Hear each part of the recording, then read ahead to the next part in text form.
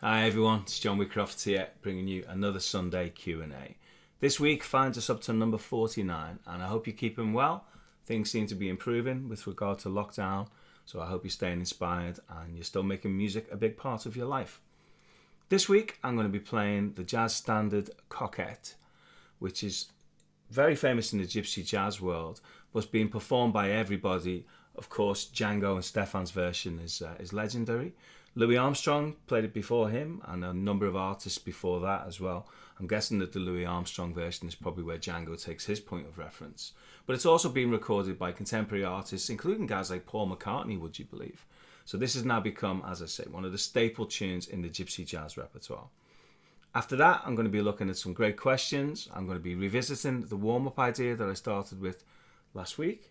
I'm also going to be looking at a double diminished phrase, a phrase that outlines a turnaround, minor turnaround using two diminished seventh arpeggios. I'm also going to be looking at some question and answer phrases based around having a set part of a musical idea and then an improvised part, going back to the set part, going to the improvised part, and so on. Just to see how many variations you can make by form of a musical game, as it were. So I hope you enjoy this week. I hope you enjoy the performance, and I hope you get something out of the lessons. As always, on with the music, and then I'll see you for the questions.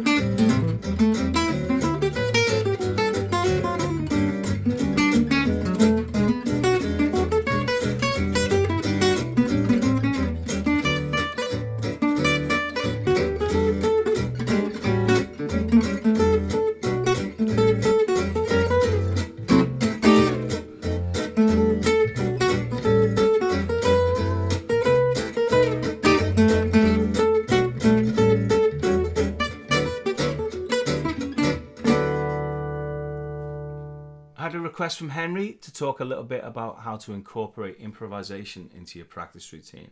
One of the things I like to do is I like to create effectively musical games. I guess it's probably based on that amazing book called The Advancing Guitarist by Mick Goodrick, where he's got lots of these kind of like suggested activities, if you like. They're not specific exercises, but he effectively throws down the gauntlet in the form of a challenge. So this challenge that I'm going to suggest for you is based around a specific chord sequence. And the idea is that this particular chord sequence is just going to loop round and round. And it's going to go in the key of C, between the one chord of C, in this case I'll choose a C6,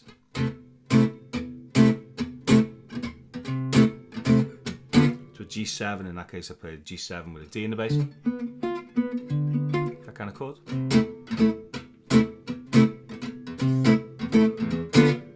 That type of sound. Okay. Now what I'm going to do is I'm going to play a set phrase at the end of each cycle, and that's going to remain unchanged, other than maybe you can kind of play around with the rhythm a little bit if you like. So that's going to be based on the following bass line. That's syncopated. And we can maybe put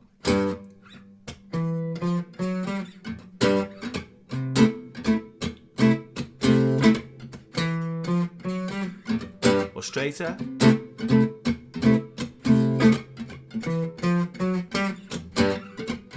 Another variation.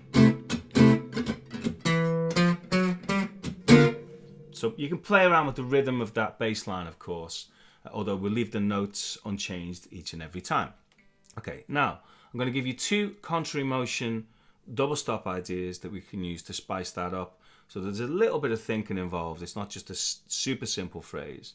And that way, it kind of distracts us a little bit when we're improvising, because we always have to remember the phrase to get back into.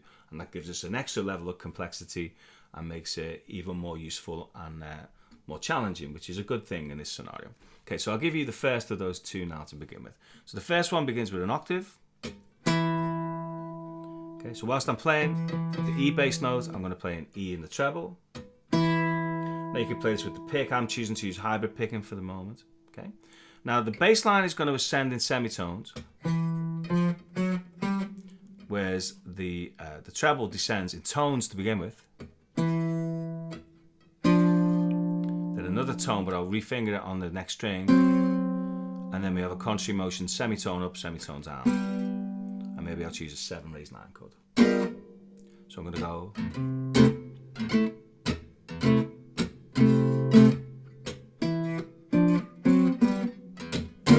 Time, maybe a different rhythm, straighter. Okay, so that's going to be turnaround number 1. Okay, the second turnaround, similar kind of thing. The notes are going to be a little bit closer together this time. So instead of an octave, we're going to play tritone. Okay, so in the E, and this is a completely contrary motion semitone idea. I'm going to go. Now in this instance, the last note will be the same note. So if this goes up and this comes down, they meet in the same place. So you could fret both notes if you wish. I'm going to choose to not do that. I'm going to go and just play that last G note by itself. So we have an ascending chromatic scale going from E up to G. And then you also have the same thing descending from B flat down to G. So we can fret that like so, then contrary motion, then like so, and then on this last note I'm just going to play the G note, and again you have to choose maybe the octave or the 7 raised 9s. Let me just run those two ideas super slow.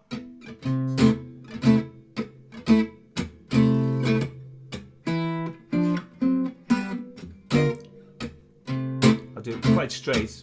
Second one. First. Syncopated this time.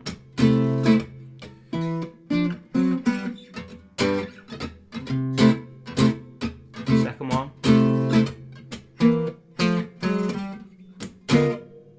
Okay, hope that makes sense. Maybe I'll play them a little bit slower again. First one.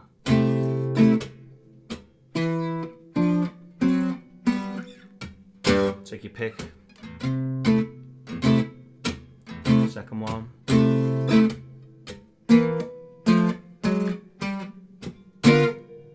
Okay, I hope that's making sense. Now, what we're going to do now where the improvisation comes in is we're going to play some lines and phrases over this section. And then you play the question for the answer then. Go, da, go, da. Improvise. Then our set phrase. So let's look at some options now as to the kind of things that you might play in the improvise section. Let me just play 3 or 4 musical examples and then I'll explain what's going on. 2, 1, 2, 3, 4.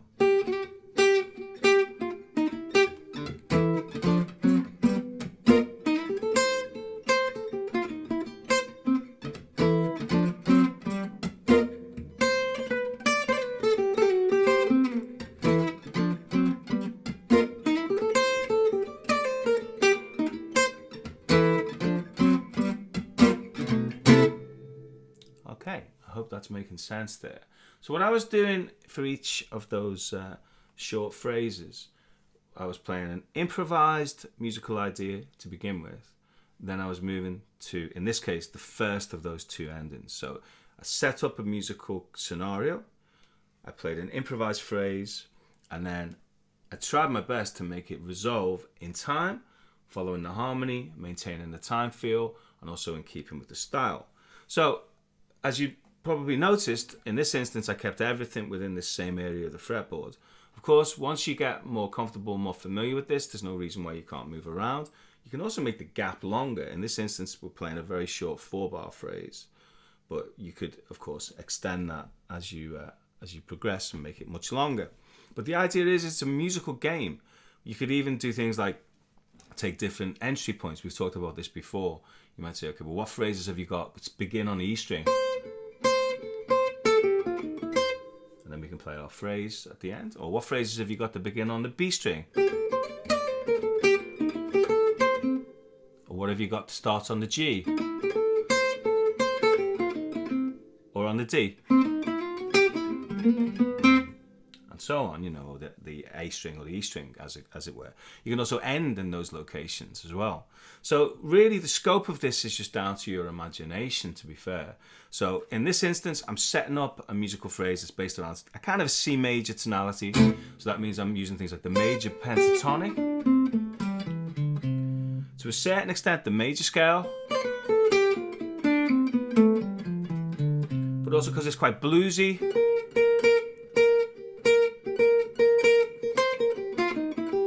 You can use the flat 7 as well. You can kind of use...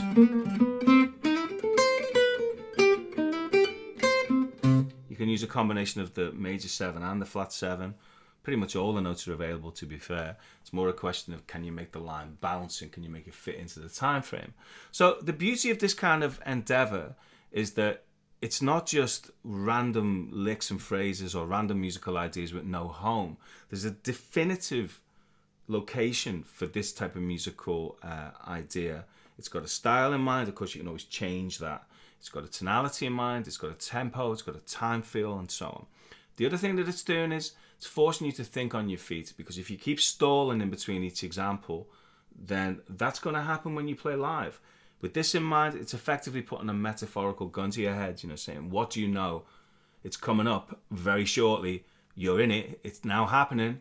Can you also maintain focus and maintain concentration and be able to play the ending phrase to allow you to then move on to the next repetition and so on?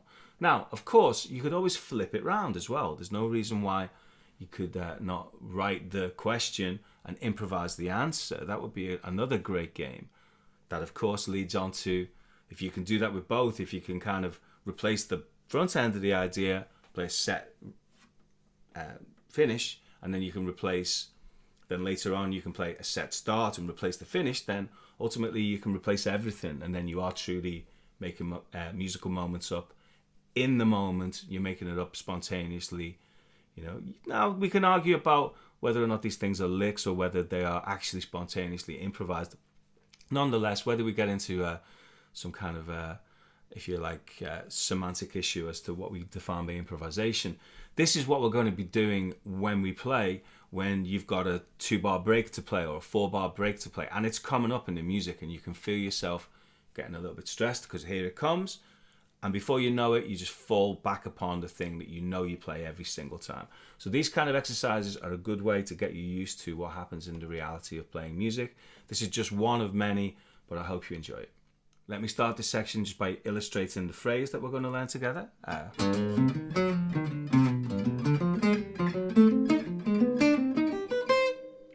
Which is a snappy little 2-5 type idea in the key of C minor using a pair of diminished 7th arpeggios. And that ties in with a question that I got from Paul, asking about the use of diminished 7th arpeggios over 2-5-1 minor progressions. Before we get to this lick though, let me show you possibly the more conventional way of seeing the use of diminished 7th in a minor 2-5-1. Okay, so a minor 2-5-1 traditionally in the key of C would be D minor 7 flat 5 to some kind of a G7 to some kind of a C minor, whether that's a C minor 6 or C minor 7 or even C minor major 7 or any of those things actually. So we've got the minor 7 flat 5 to a G7 to a C minor. Okay, so we can see this as being D half diminished.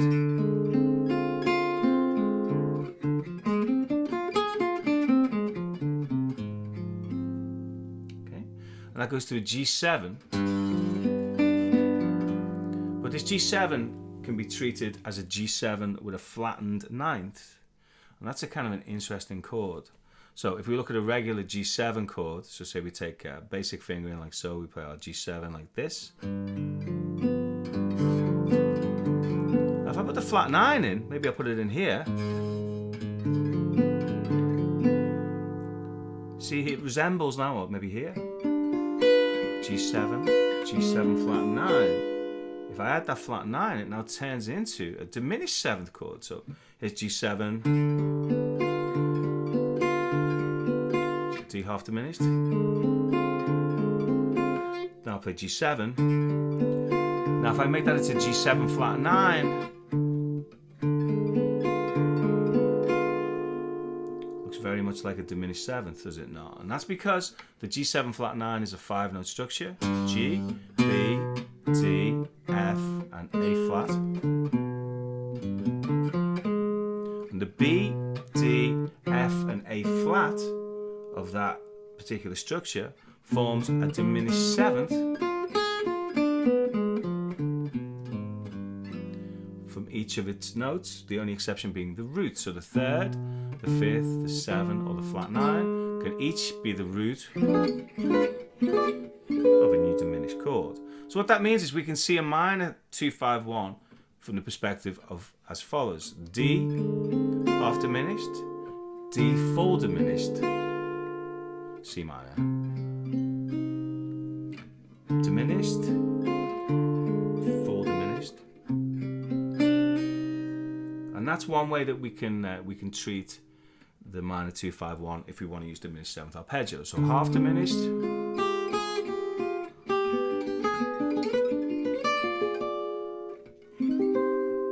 like so. So that's half diminished, full diminished, that kind of thing. What we need to do if we're going to move it around, we just need to know some good ways to resolve those notes so that when it moves to the final chord, so for example if I do it here, so in this case an F note could go down to an E flat. Conversely, of course, it could go up to a G, so we have some choices there. Okay, so that's our first way of seeing the 2-5-1. Of course, that's the same with arpeggios. So there's our first arpeggio, D minor 7 flat 5, diminish.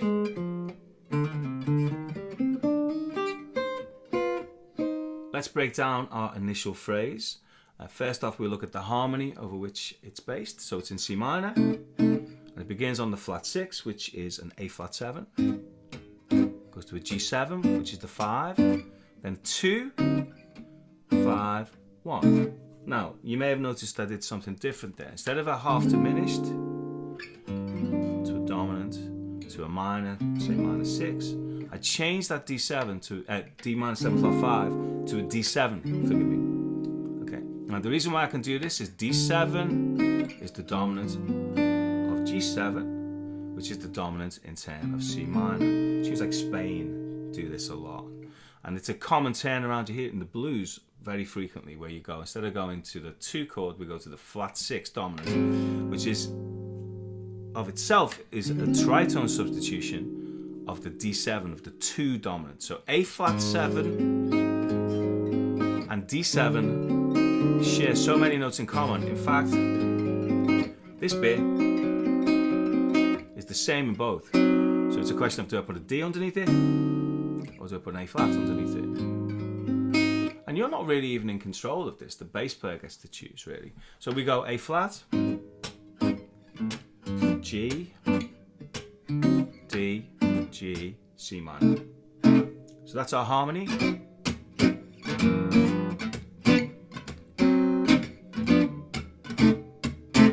Okay, so that's what we're playing against.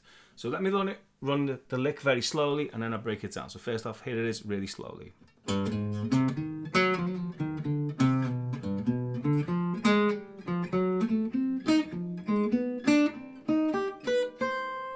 One more time.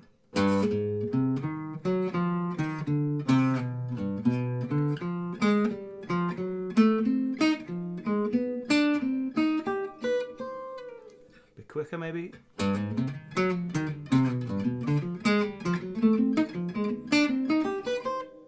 Okay, now I'll break it down for you. We have, against our A flat 7, we've got an A flat arpeggio. Now don't worry about this, it starts on a G, and you might be thinking, surely that's the major 7 of A flat, which it is, but it's also what we might call an approach tone from below. It's approaching the notes of the arpeggio, which we can do anyway, irrespective of it, whether it being in the scale or being in the harmony. We can approach arpeggio notes from the semitone below, even if it's not necessarily in the harmony. And you'll notice in a moment we'll play the flat 7, which will cancel this out. So we have, there's our flat 7. So we've got major 7, root, 3, 5, 7. And you can do a kind of a trill there if you like, or you can just keep it straight. So this, there's a diminished triad, which we'll build upon in a moment to create our double diminished idea. So, and then we slide down. So there we had, there's our D. And then now we're into G7. Okay, so we've got our A flat.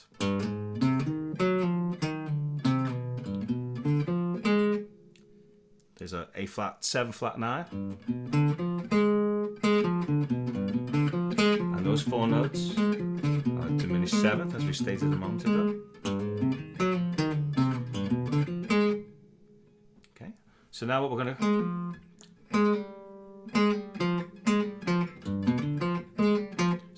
to do is we're going to play the root to the flat 7.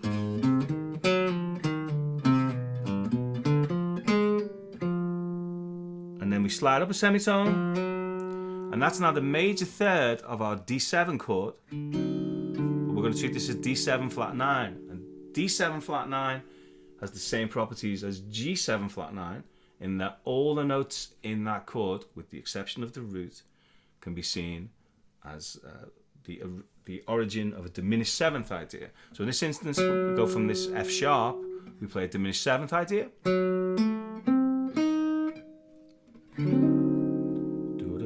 D7 flat 9, and then we slide down a semitone, G7 flat 9, then some kind of a C minor, so super slow.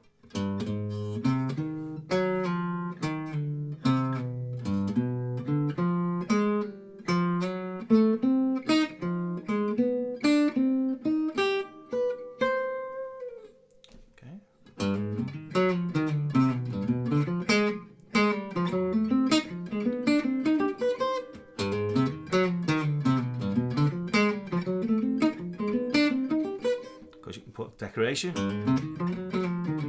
those kind of thing.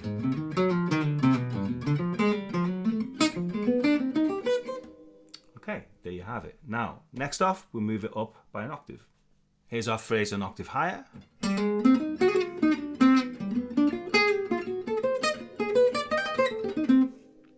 Okay, so a couple of little variations from the low version there. First of which is I put a trill in on the 7.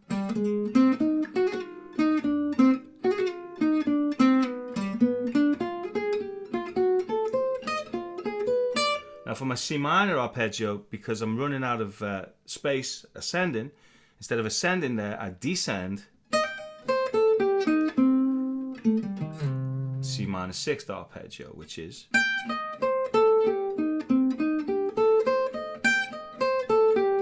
with a little trill. So let me run that really slow. So that's a trill slide combination.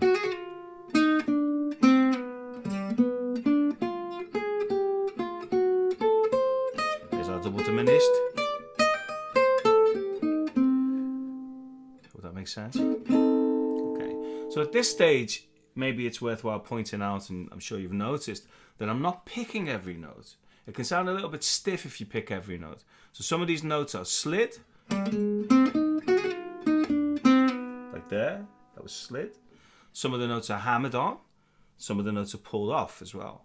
So with this in mind, it's rather like the way that, you know, a saxophone player wouldn't necessarily tongue every note. They're not all going to be played with the same dynamic velocity, the same tonal shape, if you like, the same tonal envelope. So with this in mind, you can experiment with where you place hammer-ons, where you place pull-offs, where you place slides, where you place, you know, all of the other expressive things that you might use when you play to make the lines bounce a little better. So to finish this section, I'll just play these phrases for you one more time, super slow. So the harmony goes.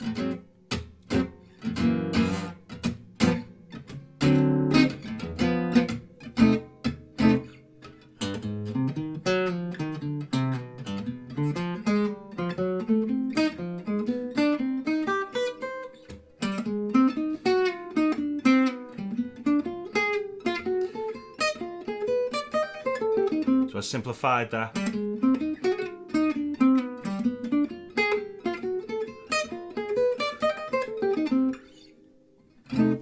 Before I move on to the next section, I felt that it's appropriate to just point out a couple of things that you might wish to take from that last example.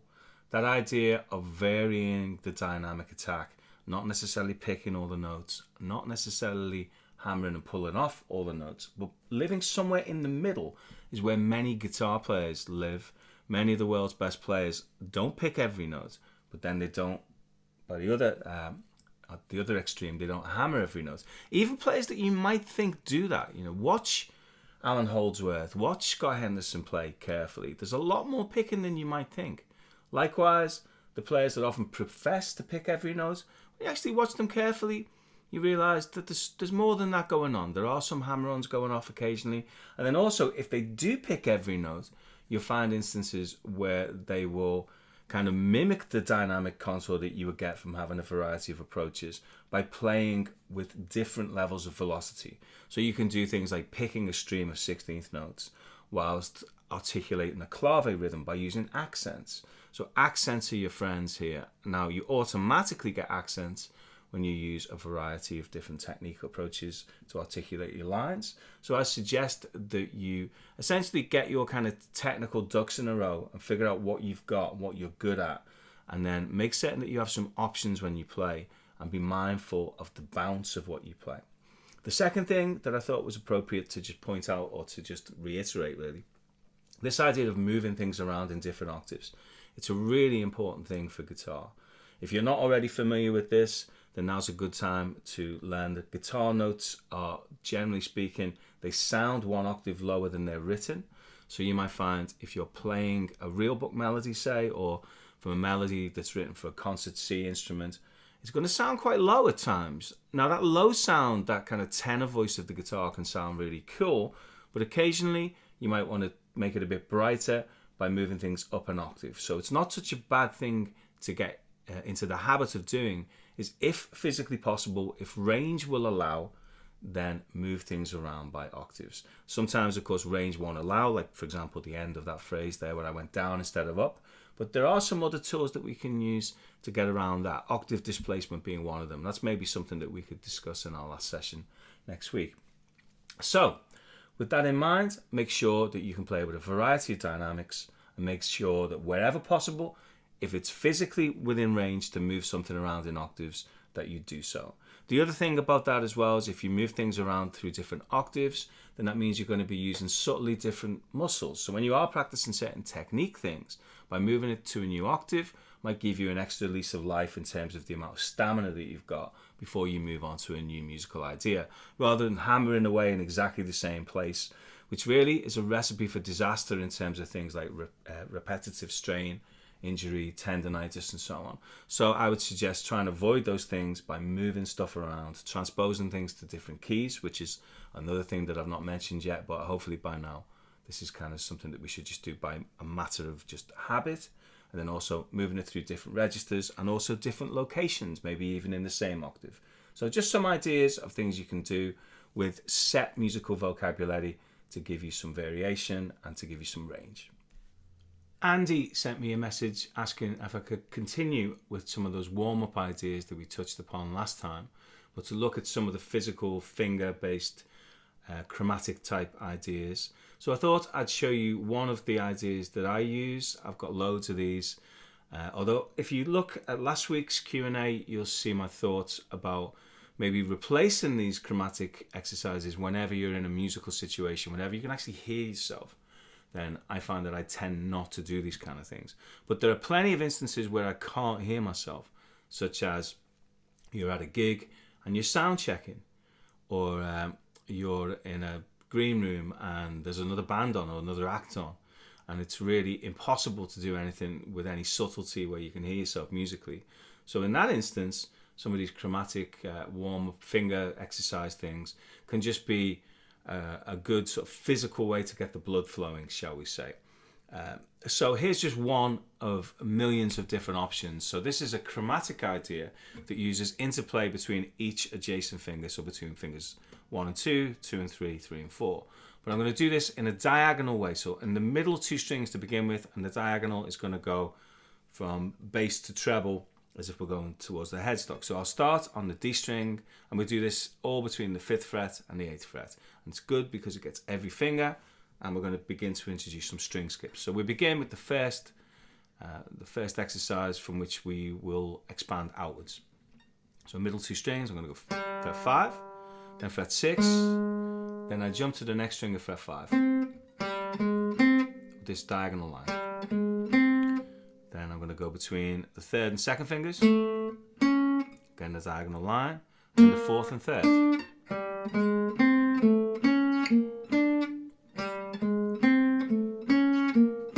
And I'm going to end with the 4th finger.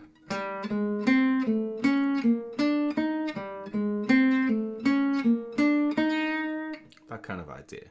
I can do the reverse. Now, the picking when the strings are close to one another, it's not super important. You can maybe alternate pick, or you could use more sort of parabolic picking, figure of 8 motion.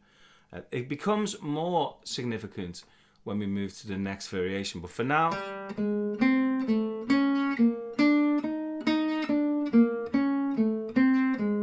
use whatever comes natural. You could even use pick and fingers. For this, I'm going to stick to pick just for the moment, just for more evenness of tone, but use whatever. Okay, so that's the first section of this. It's in 3 parts. Okay, so between strings 4 and 3. Okay, second section, we extend by a string. So we jump a string in either direction. So we're going to go from string 5, the A string, forgive me, to string 2, the B string.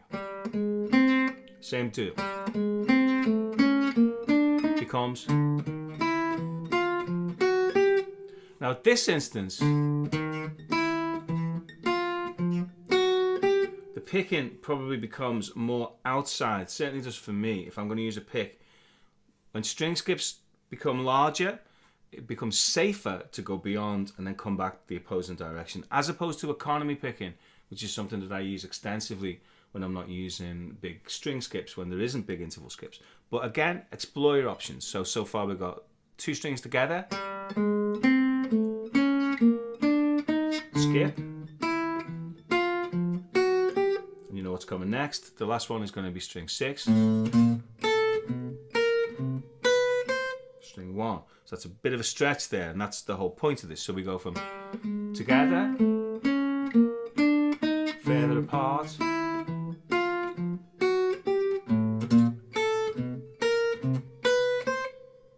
okay. We can do the opposite direction.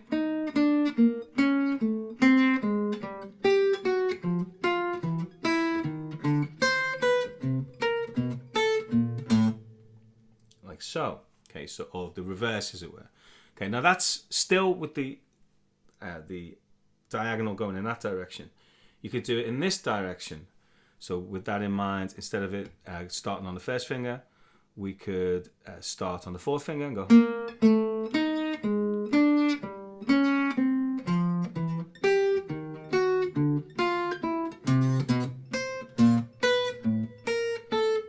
Like so.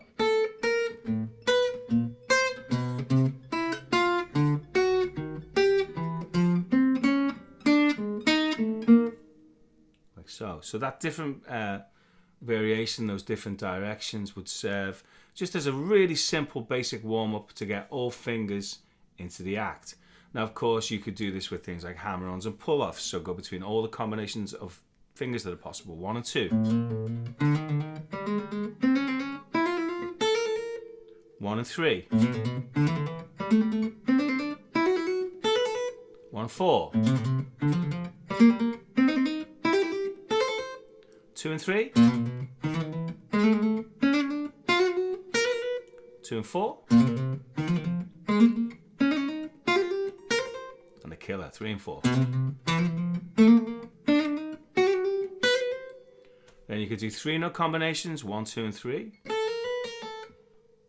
1, 2 and 4, 1, 3 and 4, 2, 3 and 4. Now you need the 2, 3 and 4. You might think, well, why not just go? Well, if I want to do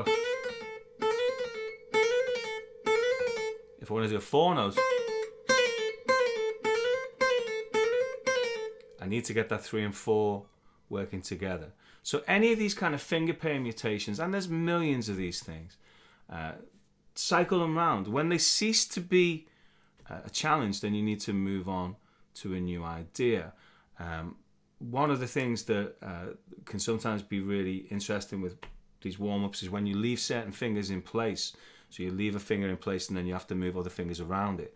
So imagine moving all the fingers around whilst the 3rd finger stays on the guitar, or the 2nd stays on the guitar, and the 1st stays on the guitar. Rather like if you were to play counterpoint, where 1 note remains and all the other notes move. But maybe we can look at these. If you're interested, let me know, and I can take a look at it next week in week 50, which will be the last week where we look at new material. So I hope that answers your question, or at least gives you one option of the millions that are out there. I kind of collect these warm-ups from all the great players that I see so that I can mix them up, because the whole point of it is it's got to be challenging. If it ceases to be challenging and it's just something that you can do and it's just not going to stretch you, then maybe it's time to move on and try something else that's kind of in the margins of your physical ability. You don't want it to be too strenuous, but you want it to stretch you a little bit, so that way we're going to progress and we're going to continue to improve. And there you have it. That's us for week number 49. I hope you found something useful and informative, or maybe even if it just reaffirms something that you already knew.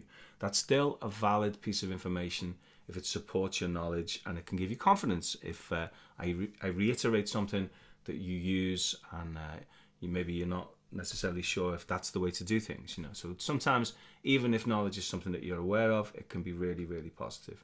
So I hope you enjoyed that. As I've alluded to a few times this week, next week is number 50, the big 50, and it's going to be the last one of these Q&As where I cover any new information. I'm going to do something slightly different for weeks 51 and 52, and then it's adios for the Q&As, I'm afraid. I'm going to move on to some other exciting things. Hopefully you'll find them exciting, and I've got this album to finish, so that needs to take precedence, I'm afraid. But I hope you've enjoyed this week, and I hope that you've got plenty of ideas. If there's anything you'd like me to take a look at for next week, then please drop a line. You can contact me on Facebook. You can get in touch with me on my website. I'm pretty easy to get a hold of. So all suggestions are considered in terms of a particular tune to play, perhaps, or any topics that you'd like me to cover, or anything that you'd like me to look at again. If I've looked at something and it didn't quite resonate with you, that's all fine. As always, comments and shares are greatly appreciated. I really appreciate your support, and thanks for sticking with me so long. Take care of yourself, have a great week, and I'll see you next week for the Big 5-0.